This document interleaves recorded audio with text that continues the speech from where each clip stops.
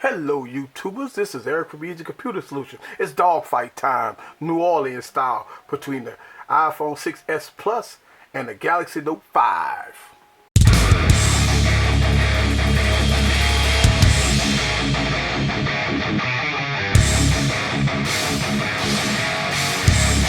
Hello guys, this is Eric with another video, and it's dogfight time between the iPhone 6s Plus and the Galaxy Note 5. Hello guys, first of all, let's talk about specs for a second. We got the Galaxy Note 5 running Exynos Samsung Exynos processor with 4 gigs of RAM, and the iPhone 6s Plus is rocking the A9 chip from Apple with 2 gigs of RAM. So in the spec department, obviously the Note 5 will win because octa-core processor, 8 cores, and all the bells and whistles, 4 gigs of RAM. You would think that this is a mad powerhouse, without a doubt. This should blow this out of the water. Haha, not necessarily. You got to remember, Apple does integrate its software and hardware together to give you that experience, the experience of a lifetime. So when it comes down to smoothness, app opening and stuff like that, Apple definitely takes the win. Alright, so let's talk about both of these devices as far as thickness. Well, the Note 5 is different. We have glass front, glass back. I got my D brand skin on it. It's a definitely gorgeous, very gorgeous phone. It has the tapered off glass edges there, just like on the Galaxy S6 Edge Plus, but look like they flip-flopped it and put it on the back. So definitely you'll need a case or D brand skin to protect your phone. But as far as thinness, I would tell you that right now goes to the iPhone. You don't believe the hype because it's tapered off there, but the iPhone is thinner than the Note 5. For the most part, Apple, maybe in the iPhone 7, will do something with the design. Get rid of these bezels, get rid of that chin and that forehead. And if you notice here, that Samsung did a real good job with the chin and forehead, because this is a 5.7 inch screen versus a 5.5 inch screen. And the reason why is because Samsung has slimming everything down. I mean, you don't have no bezels here. I mean, no bezels. If you look at this for a second, let's go to a Safari page. If you look at both screens here, one is the AMOLED panel and one is IPS. Let's go and turn the brightness up on this one so we can get a clear cut look here.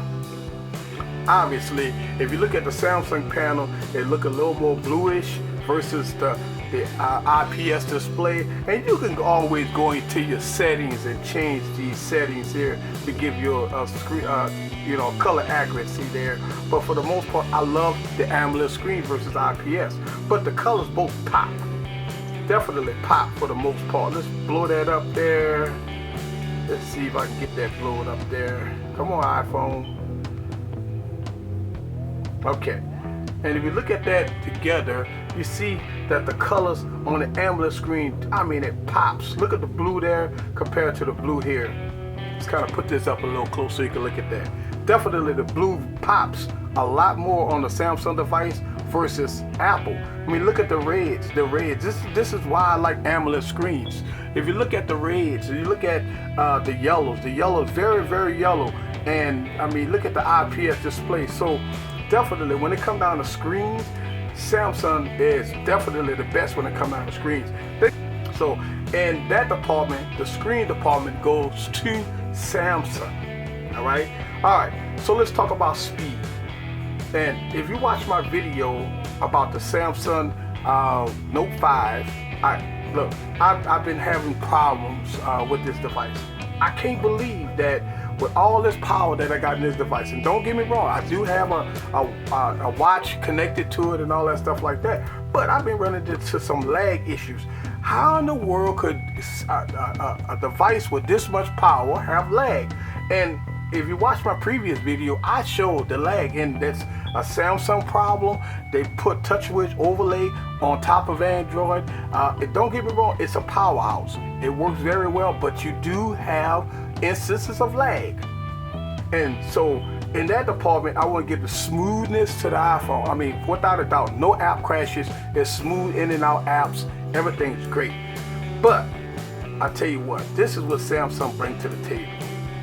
This, the S Pen. If you're a business guy, a college student, the S Pen is by far the most dominant factor of a phablet. If you're gonna have a phablet, you want to write on a phablet. You want to take notes and stuff like that. Unfortunately, you can't do that with an Apple device.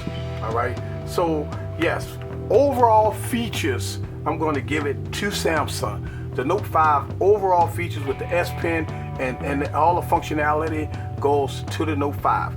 One thing, these are extras. Man, look at this. This is what I love.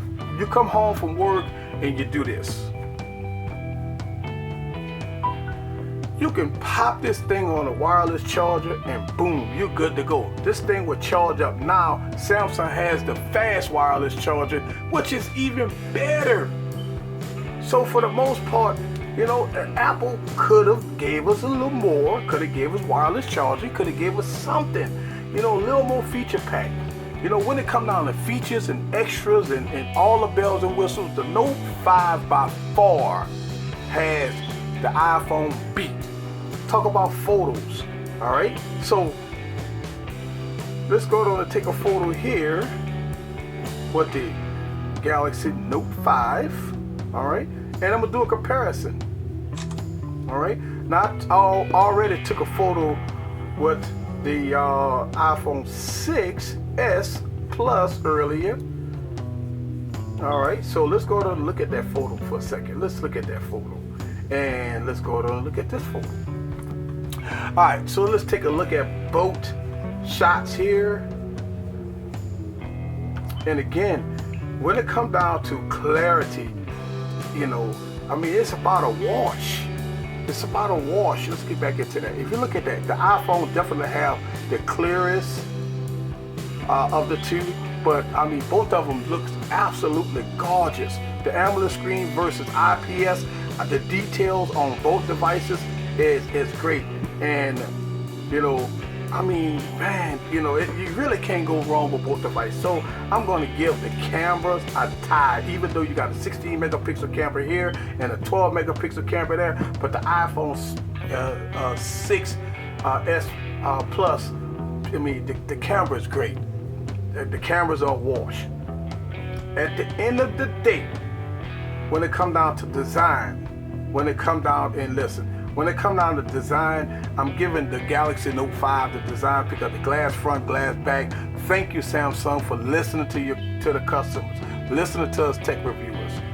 So I give the design edge to the Note 5. I give the extra functionality to the Note 5. I gave smoothness and app opening and to the iPhone. I give production to the Note 5 with the S Pen. I give cameras a wash. All right. I give battery life. Let's talk about battery life. Battery life about on par with each other. So that's a wash. These devices is very, very close. Fingerprint scanners, I give that too. Man, that's a wash too. But I give it to the iPhone.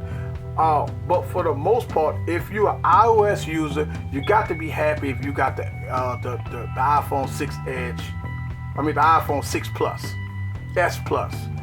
But if you are a Samsung or you're an Android fan and you got the Note 5, you're okay. You know, I want to give this dog fight to the Galaxy Note 5. Where's this dog fight? Because of the functionality of the S Pen, the camera, the quality of the design goes strictly to the Note 5. Now, as far as smoothness and buttery smooth, the iPhone take that by far.